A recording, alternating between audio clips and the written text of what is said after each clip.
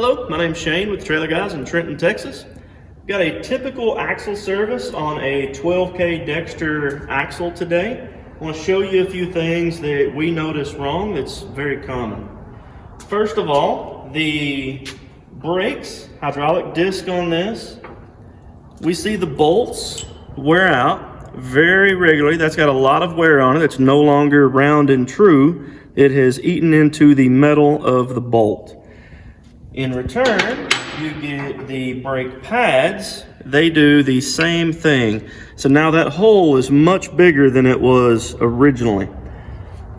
When that happens, you end up having a lot of play in the brakes and they rattle, and that ends up making it worse and worse and worse the more that you use it. It needs to be nice and firm, like a new bolt in a new pad.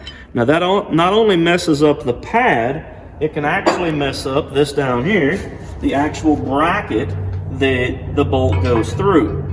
This one here, quite a bit of play in it. There is some O-rings that go in there that kind of cushion that a little bit. It also goes through the caliper itself.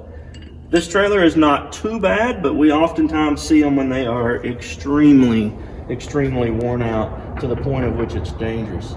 The OEM Dexter pads have gone through a design change. And they actually have these little clips on the back of them, which help with this situation and keep it from rattling around too much. This particular trailer, as you can see, it's got a piece of the brake pad that is broken off. That's just common of heat. There was actually quite a bit of pad left on this trailer, but we see a lot of wear from the bolts, and also on the rotor here as well. If we can zoom in on that, you can see a lot of cracks in the rotor itself. All of this is from heat, possibly being overloaded, possibly having a brake controller ran up too high. We always recommend, as far as a brake controller goes, use it as much as you feel you really need to. Try not to run the controller any higher than what you need to feel safe. Guys who come in with brakes looking like this, we most of the time can go to their truck and see their controller is turned up to 8, 9, or maxed out all the way at 10.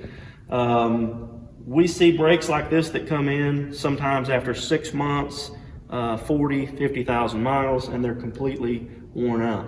We also see some guys who come in and their brake pads, everything looks like new, and we can go to their truck and their controllers are down around 2 or 3.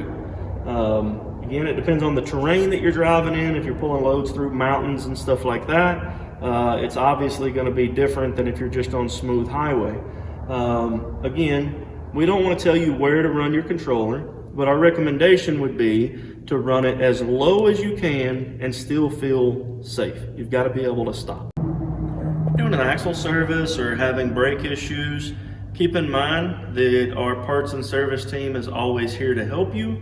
We normally stock all the parts that you may need, oftentimes can ship those out same day. Our customer service does not stop when you pick up your trailer.